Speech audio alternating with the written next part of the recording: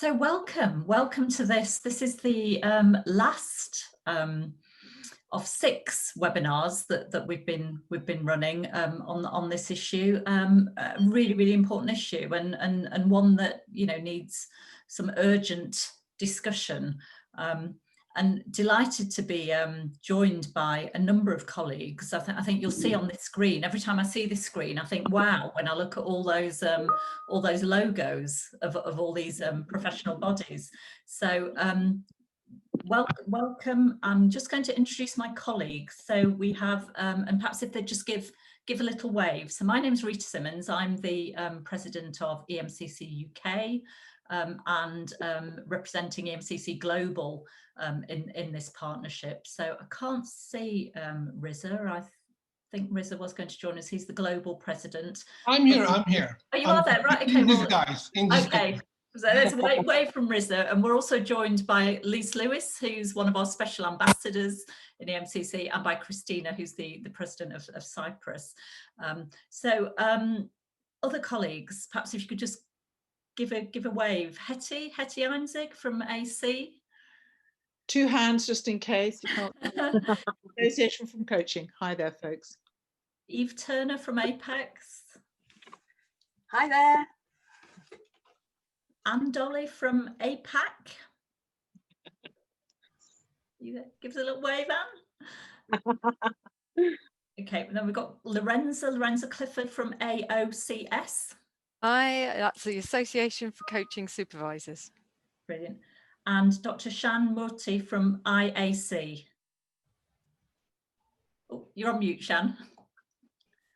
Shan from the International Association of Coaching. Lovely. And I have to say, it does feel like this is my new family. We've spent quite a lot of time together over the last couple of weeks.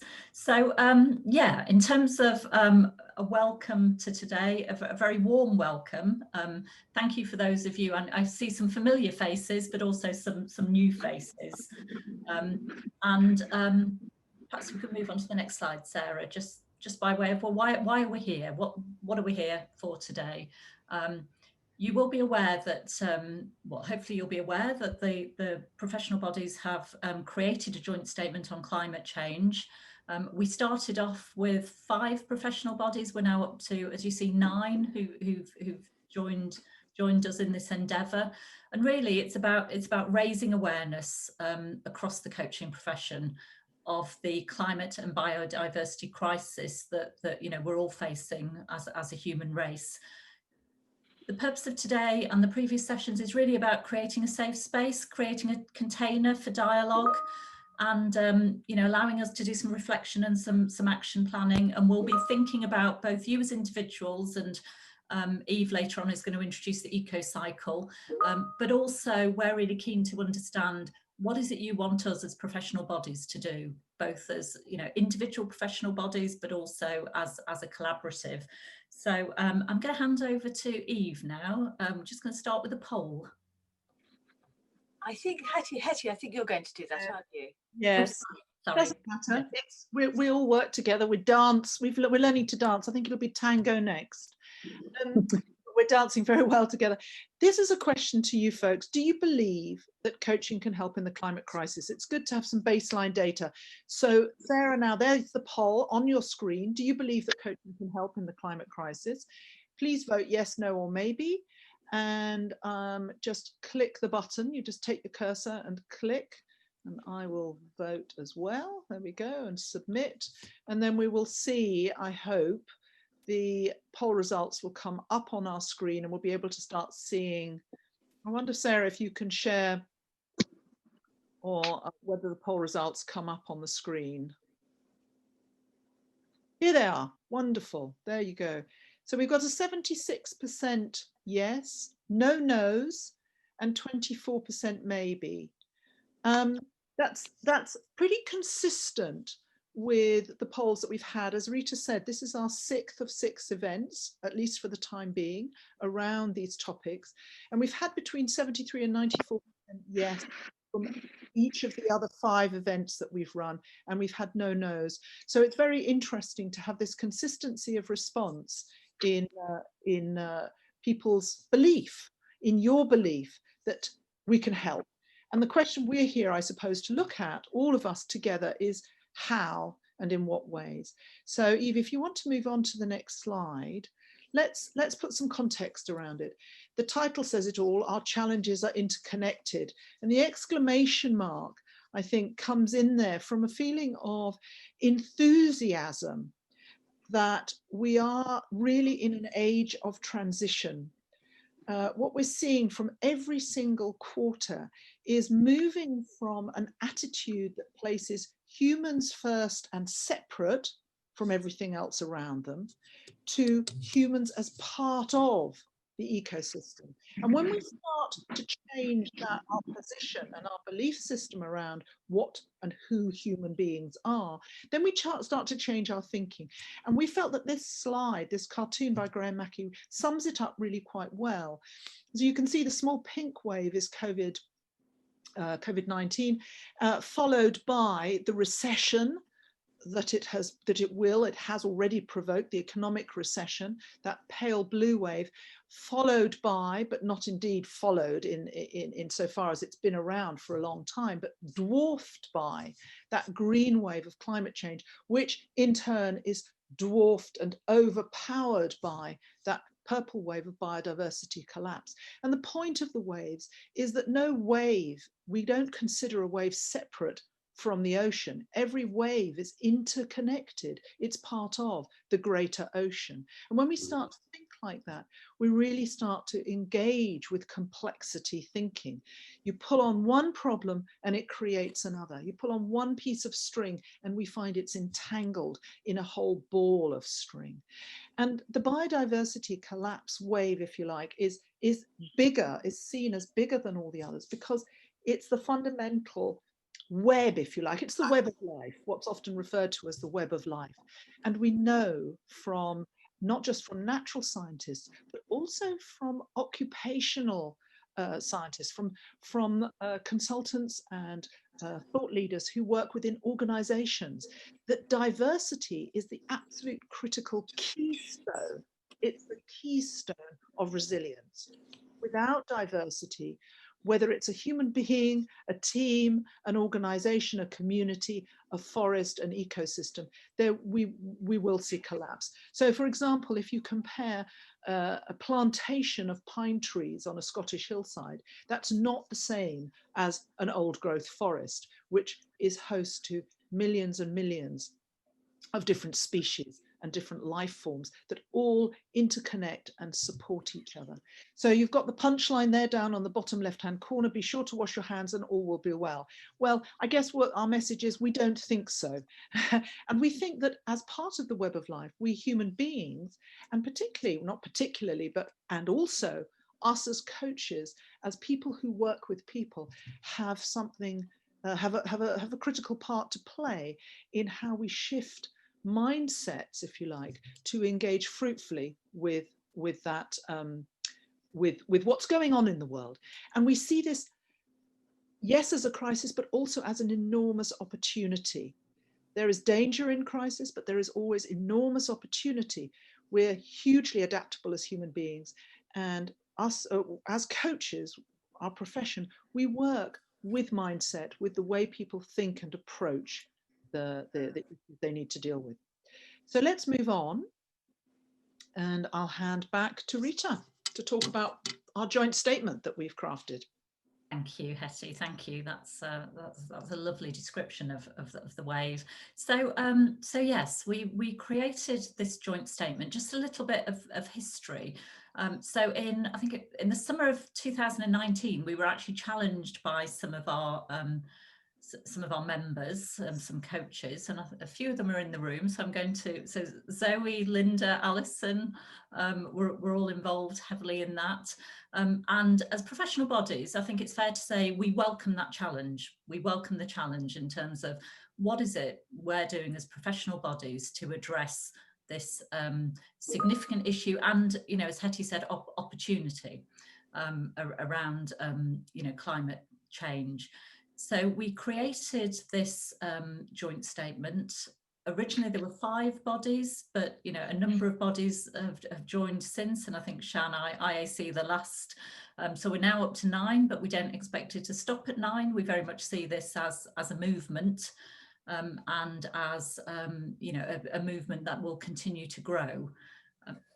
In terms of how we thought about this, we actually thought, there are different levels at which we need to think about the climate crisis, and that is, as human beings, we will all take a view of what we want to do personally. Also as individual coaches, mentors and supervisors, and we recognise that people are in really different places, and this isn't about us saying to you, well, this is what you must do. The purpose of today and all of these sessions has been to hold the debate, and we understand, and I guess the sort of 24% or whatever that were maybes, we know there's legitimate concern around what is our role as coaches. Surely we should be non-directive, and I guess we'll come to that when we talk in the group, in the discussions, but maybe something about looking more systemically and looking at, well, who are the stakeholders in the coaching conversation, and who perhaps should be in the room and isn't in the room. But also, I think for us, as well as looking at individuals, we really need to think about our role as professional bodies. And in terms of opportunity, actually, the world, human beings need to have different conversations, and who better to support that than coaches and mentors and supervisors and coaching psychologists who are actually pretty skilled at this stuff. So the second part of the statement was really, what is it we are committing to do? So obviously, raising awareness, knowledge, this conversation and the conversations we've had, creating safe but challenging spaces for for our members and for other people who work in this area. We have committed to work together. I mean, I can think of very few areas where 9 professional bodies are working together. I mean, we're not unfortunately blessed with Magda's presence from ICF and Colleen from COMENSA, but we are not traditionally organisations that have always worked very well together, and so this certainly feels fairly unique in terms of the level of collaboration. And as Hetty said, I think it's been it's been a real joy actually, and a real sense of community. And I think something really important about us modelling the behaviour we're looking to others to show. And obviously we need to model in other ways. So, part of our statement is about what we're going to do as organisations, and this will be a challenge, but, we have made a commitment as part of this towards carbon neutrality in all our events and activities, and, overall in terms of how we run as professional organisations. And then, as I said earlier, we see this as a movement, not a static thing, and so we will continue on this journey in terms of inviting other organisations to join us in terms of this statement. So I think that's probably all I want to say about the statement. So we'll perhaps have a look at the eco cycle now. Thank you, Rita. So I'll just take you a moment to look at it. I know some of you know this very well and have used it quite a bit, and there is no one place to be here, but if I just draw your attention at the moment, in the first instance, to curious, which is bottom right, or south, I'm not very good at this, southeast, I think that is. So we may just be in a state of being curious, but you know what, we may not even be on this cycle. But just imagine we're curious, because as coaches, we're all pretty curious, aren't we? As coaching psychologists, mentors, and supervisors. So we're open to finding out more and to discussing it. But then we might become interested in knowing a bit more. So we start looking at some of the data. Maybe we look at the science to find out and understand what is happening. And then we may go to aware. And I think that's an interesting place. And this is why I think at any day, at any time, we may be on a different place in the cycle. Because I know as I read reports, as I see the impact, I think yesterday there was a report about how many very basic foodstuffs for countries in the world, some relying on them more than others, could simply disappear because of some of the impacts of climate change. I know that I myself work through some really strong emotions when the awareness of what is happening and the impact on future generations just can take over in moments of time.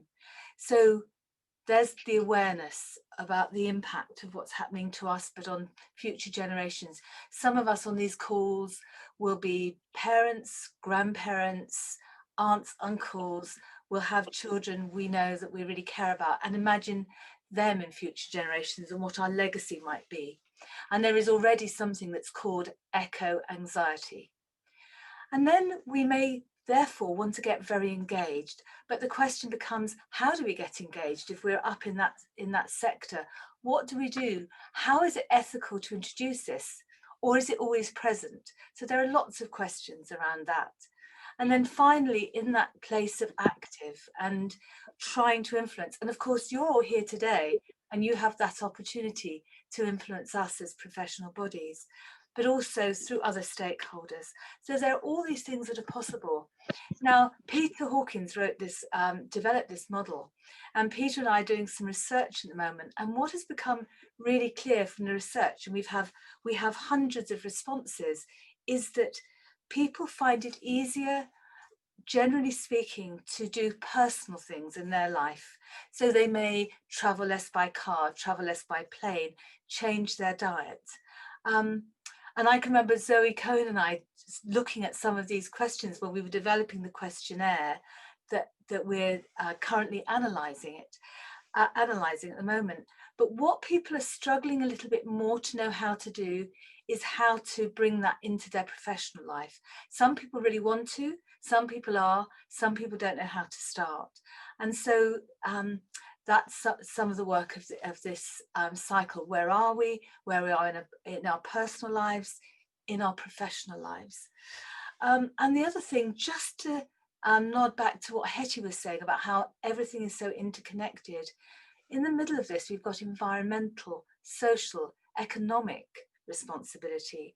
And we know that the world isn't the same for everyone, and the impact of things isn't the same for everyone.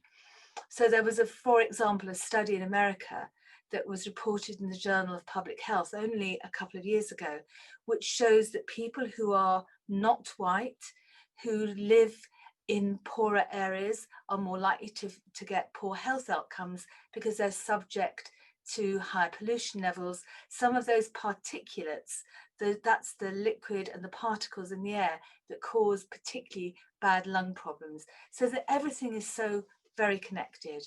And so I'm going to move on, but before I do, if anyone would like to take a photograph of this on their phone, because this is what you'll be using for the breakout room, I'm just going to pause so you can do so. And I'm just going to scroll through faces just to make sure that I'm not, oh, sorry, I've gone to the wrong slide. Yeah, to make sure that people are getting a chance to do it. So if you want to take a quick picture, yep, I can see people are. Just give you another second to do so. And that's what we're going to be using in the next breakout room, in the first breakout room. So here we are. Where am I on the cycle? Where am I as a person, as a coach? When and how does it vary? Because we said you're not always going to be at the same place at the same time. And just to let you know, when you come back, we're going to ask you to put ideas into the chat box, because Lorenza has a very important role where she's collating themes so that we don't lose what you're saying. And she'll be checking them and monitoring the chat box. It's very helpful if you can put it there. But we also will ask one or two people to contribute as well. So maybe you can have a thought about whether you're happy to be named, because otherwise we look at smiling faces and we choose those. So hopefully you've got the questions. Where am I as a person, as a coach? How does it vary? So first of all, it would be really useful if you could put your thoughts and comments from the conversations you've just had into the chat, because that way we can capture a lot of thoughts, and this has been tremendously useful for our taking this forwards. We're planning to move things as a result of our conversations. So for that to be the case and for this to be a real groundswell movement, we need to know what you think. So where were you on the cycle, and where were you as a person and as a coach? Pop that into the chat box, and then tell us about the conversations you had. When does it vary and how does it vary? And I'm just going to look for a few smiling faces now and invite a couple of people to speak, just to give us a flavour of what's going into the chat as we do that. So I'm going to, I can see you, Jackie Arnold, you're typing away frantically. Would you be willing to talk? You're on mute. Same mistake I made. Yes, always the same. But yes, very happy to. Thank you, Lorenza. Yeah, I think our group was very interesting. We had people talking about their own personal experiences and the things they've done, perhaps on a personal level. And then also looking at, well, yes, that's all very well and good, but how can we bring that out into the wider world? How can we make things happen and keep that sustainable and feel that we are actually achieving something in the wider world? And just at the end of the conversation, we started to talk about how we might do that. And I said, well, one question I find very useful when I'm coaching clients is to say, which I've never done before and I've started to do, is just to say, what impact might that action, thought, project, whatever, have on the environment?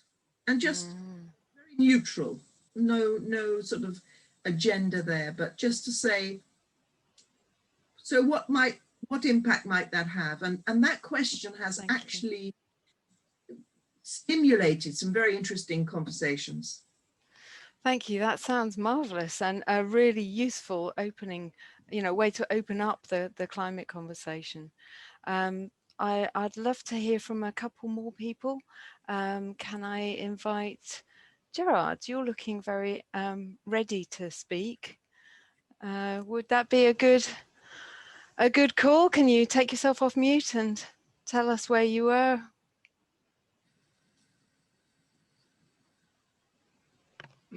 Sorry, I was I was miles away. I was writing. We said in our group, I agree. Well, I feel I'm still very ego rather than eco. I try. I have lots of activities, have been for many years, and I don't think I'm doing a very good job. Probably best said. In terms of the coaching, again, been trying to find ways to help other organizations change, and yeah, I think we can do a lot better. I'll leave it at that. And you've come here, which is the perfect place to connect with people who can give ideas on that. Yeah, thank you. My fourth now. It's good. Thank you. Thank you. And thank you for sharing so honestly as well, because, wherever you are on the cycle right now, it is fine. It is where you are. And, we're not here to push people to move around the cycle either. We're here to invite people to look at it and see what is and see where they want to move from here. So thank you. Who else would like to talk? Would anybody like to wave at me if you would like to say something? Dr. Reza, you're waving your hand. Yeah, sort of. I'd like to first congratulate you all for your enthusiasm to be here and this continuing debate. And I'd like to repeat what I've shared in our small group. Most of the debate I hear about this topic is rather egocentric rather than eco-centric. We tend to talk about what we do, and we put ourselves in the middle of the whole action rather than to look to the holistic way. And still Cartesian, very Cartesian. I think we need to really look back to Eastern thinking, how we can live in harmony with ourselves, with the people surrounding us, but also with the universe. Because what do we want to sustain? At the end of the day, when we continue our way of thinking, it turns out that we want to sustain our way of life. It's just tactics and everything to continue. Maybe we don't, consume too much, whatever, oil, gas don't travel, but we don't compute the data centers, how much their footprint when we use Zoom. And we tend to we decrease our footprint by using Zoom, but really? So instead of the harmony and living with in nature, we tend to fight in a different fight. And I think it's very dangerous for coaches to take a position on this. Then we really undermine the concept of inclusion. Then we create lots of exclusion and we put ourselves in a position of advocates rather than coaches. And these are minefields. These are kind of, things that makes me a bit, thinking about the topic. Thank you. You're provoking quite a lot of thoughts in me with that sharing. Thank you very much indeed. And I would like to ask one more. Let me look for another face. Gwyneth, would you like to say something? Oh, hi. Well, I was going to say Hannah, who was in my group, had her hand up before, so I don't know. Oh, I didn't see. She would want to say something on our group's behalf. And I think also Linda has a hand up if there's time. Linda Okay, Hannah, swiftly, could you? I'm happy for Gwyneth to do it if she wants to, but it was. Oh no, you go on. Okay. When at the end we got to the the sort of the end questions about thinking, what does this mean, and I reflected back into one of the sessions that we'd done with the EMCC, which I'm going to say hello to Sarah Flynn and Zoë Cohen for the last session that we did on tools and techniques, and I said it may even have been Gerard that started it, but what we've done is we've collected, the same as yourselves, we've collected the chat in terms of the possible ways that we can start working. But I know that there was one question, and I'm fairly sure it started with either Gerard or Zoe, and one of them put into the chat, what would the planet say about this? If the planet was a stakeholder, and they actually held the planet as a stakeholder. And that really, really kind of resonated with me. And I thought that feels an incredibly powerful, place to be when you think about, people, profit and planet. And what do we mean? And even back to the question of when we talk about profit, what do we mean by profit? What is profit? Is it simply about financial gain? Thank you. You're right. That is a fantastic question. What would the planet say? Yeah. Thank you. And Linda, just very swiftly, if you can. Certainly. Squeeze you in here. Yeah. Apologies if there's a lot of noise from my fan. I'm getting it sorted. I think as well that for me, I feel a need to sort of shift where my conversations are. Currently, I'm in a privileged position. I'm having conversations about what if somebody comes into a coaching room and they don't talk about climate, and I think it's important. So I think a lot of us are still in that position. But I've been doing some work with Gwyneth, for example, just thinking about, there are many parts of the world where that is not an option for a conversation. It is here and now. It is coaching businesses who are losing money. It is coaching farmers and industries that are not sure where they're going to get their next supply chain problem sorted. So we're, white middle class, relatively privileged people can say, oh, should we bring it in or not? But I think we need to start equipping ourselves much more for the skills we will need to have conversations we never thought we would have, because the pace of this is really, really gathering. And we could learn from people who are having these conversations already. So we're not waiting to who's going to be the one that brings it in. The client's bringing it in because it's in their life and in their face and in their business. So I'd love to find ways to find out more. How are people dealing with this on the ground as coaches right now? We can learn from Australia, so much, California and so forth. Thank you. Thank you. Really important points. I can see I have 54 messages in the chat to add to the board of the research board that I've got up. So thank you all for sharing in the chat box as well. I'm going to share my screen again now. I'm just going to give you a little moment where you can see the kind of research that we're gathering. And oh, what happened there? Can you see my screen? Thank you. Wonderful. It flashed differently than usual, so I just wasn't sure. So what we've got here is some emerging thoughts. Oh, we seem to have gone backwards. There we go. We've got lots of emerging thoughts that I'm putting together on a board like this, and then clustering and looking at how are these grouping together. And we're getting some things that are about the sort of legitimate concerns that coaches have, which are really important for us to understand. Great for us as coaching supervisors to understand in great depth how to work with.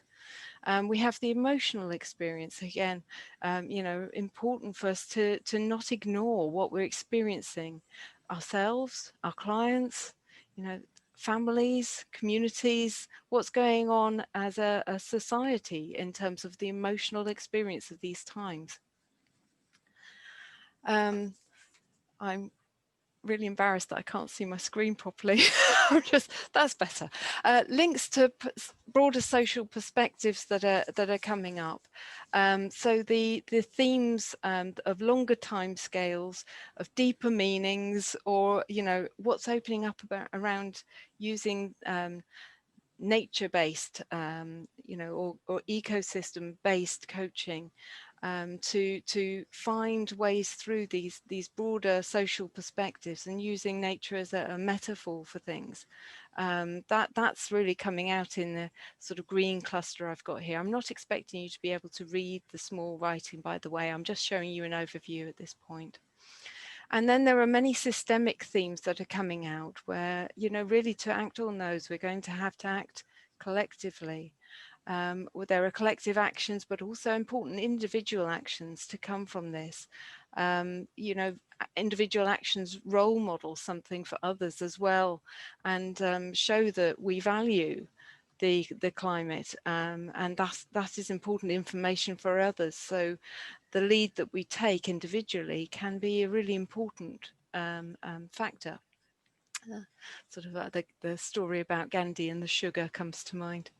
So those are some of the things. We've got all these oughts and shoulds perhaps that we really need to look into in coaching supervision, and some assumptions that are made that have been mentioned on this call that we really should think through in much more depth than we currently do. So I'm going to just leave it there and pass on to Eve, who will take up the story.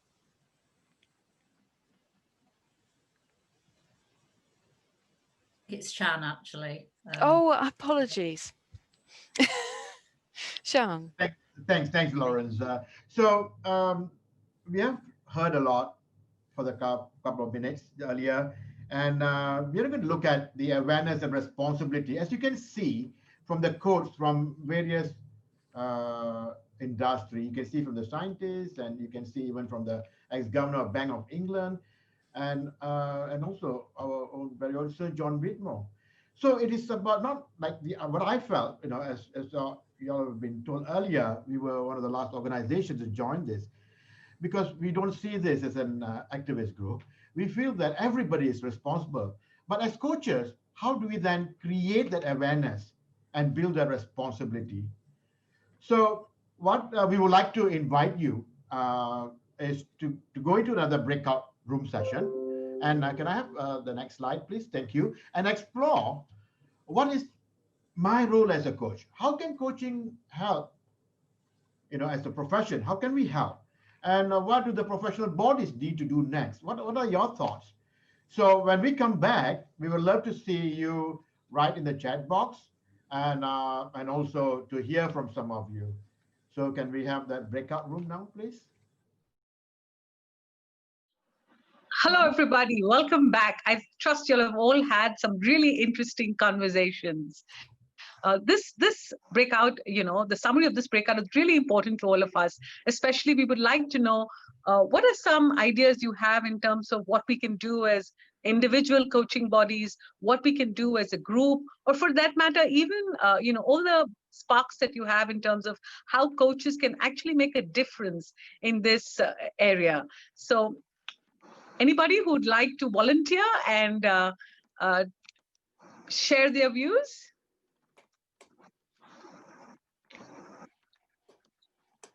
Do I pick people or?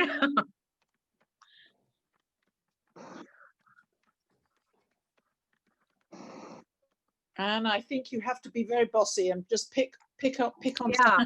I don't mind, Zoe. Christina's got a hand up, darling. Yeah, I'll volunteer. Okay. I can't see any names in the, I can't see any in the chats. I can't see any responses. So let's pick Clive Hickman. Sorry, Dolly, Christina. Okay, no worries. Christina, go for it. Okay. Oh, okay, go for it.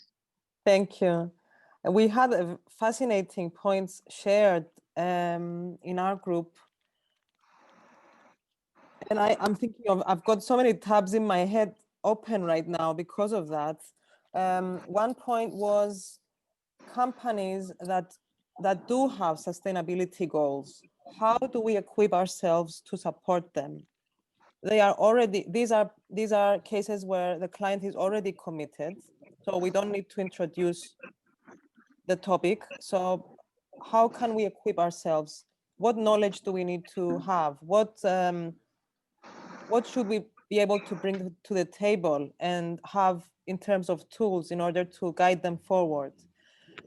And then if we want a systemic change across our profession, brackets, overcoming the activism dilemma, whether we're becoming activists or not, closing the brackets. So if we want systemic change, the suggestion is to bring in a climate-based competence in our competence models as professional bodies, so that we can hold the space for clients who ask for this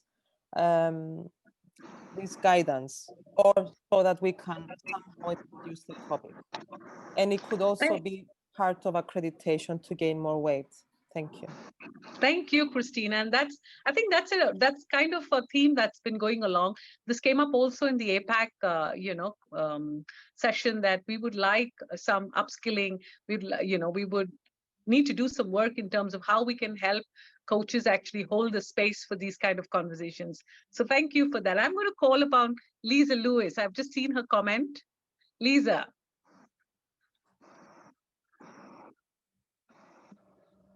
Thanks, Dolly. Yes, getting ourselves off on mute seems to be one of those things today, doesn't it? So yes, we were talking about the use of language as one of the things in our session, and how we can have our own definitions of particular language that may not necessarily be other people's definition, especially where we're using English as a common language, and it may not be people's first language elsewhere.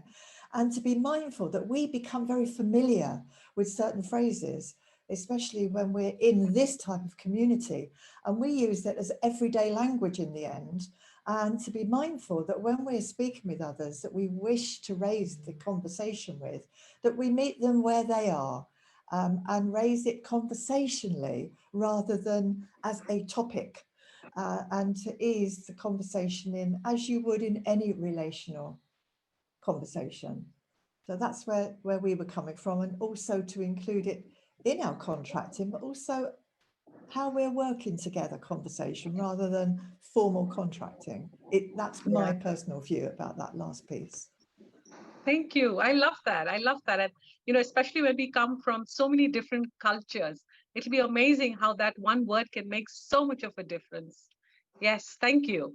I'd like to invite Hannah Butler now. You've been talking a lot about different tools, etc. Hannah, would you like to share?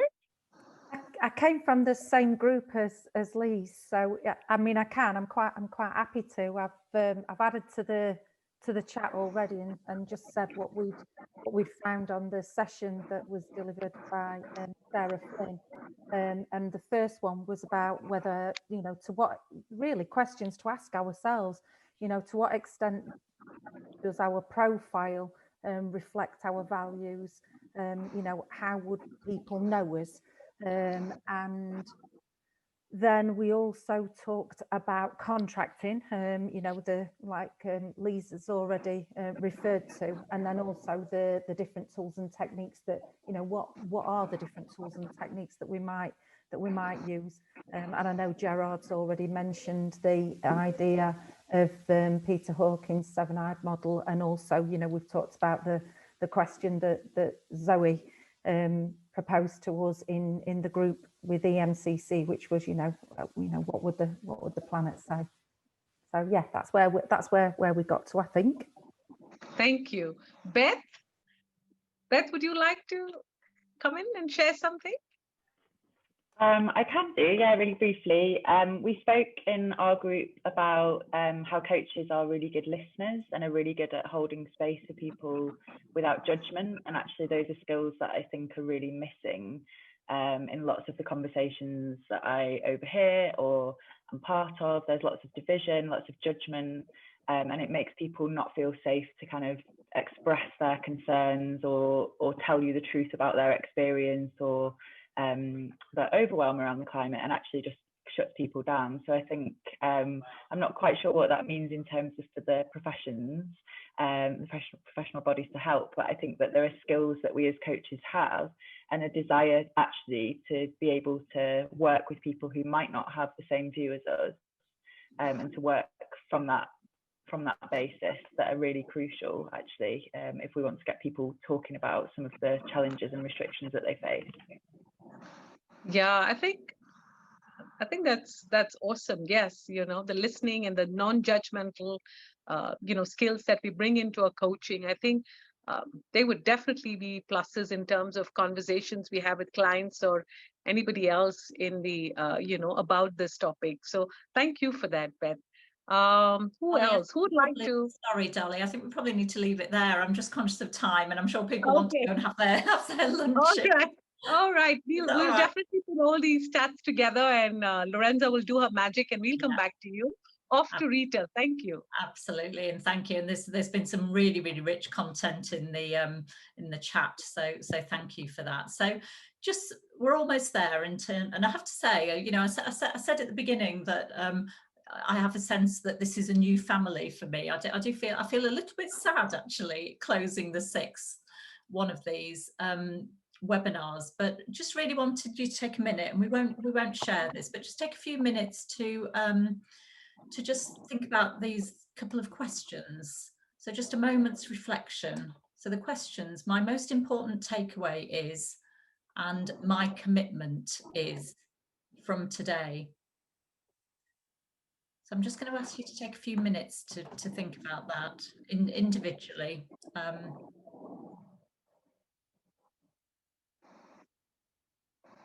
I think it's really important, and I guess for people who, you know, have been involved in a number of these debates, I suppose one of the critical things for us is, how do we move from words to action?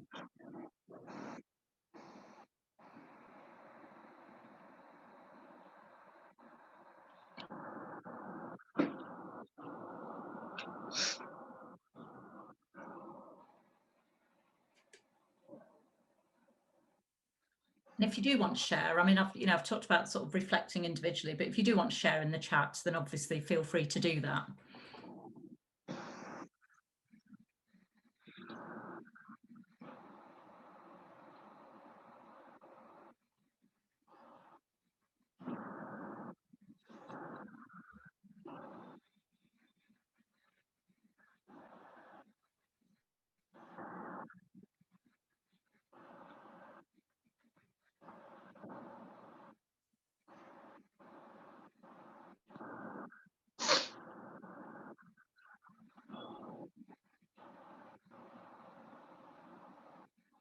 Okay. Well, it just falls to me then to thank you. Thank you for participating today. I can see that a number of you have been to quite a few of these sessions, so thank you for getting involved. What I would say is this is absolutely not the end, and so, you know, in terms of next steps, we do have a meeting organised on the 24th of November, so not very far away in terms of the professional bodies that have been involved. And I'm sure you were all really impressed with Lorenza's, you know, chart that she described to us. We have one of those for each of the meetings. So, you know, this is very much, we're treating this as action research, and we've got such rich data from these conversations. And, you know, part of the conversation we've had is, you know, it's not for us to come up with the solution. You know, as the participants of these discussions have come up with the solutions for us. So I'd just like to really thank my colleagues. It's been lovely to spend this sort of intensive time. Thank those of you who've participated.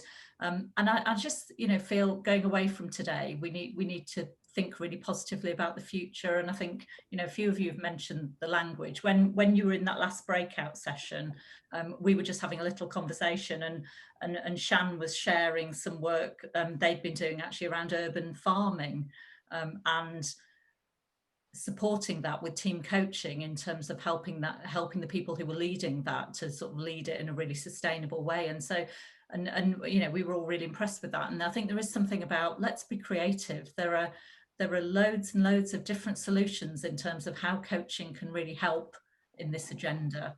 And you know, I'll go back to what I said at the very beginning, which is there is a lot of skill in this room, in this virtual room, and let's use that to good effect, you know, however we choose to do that.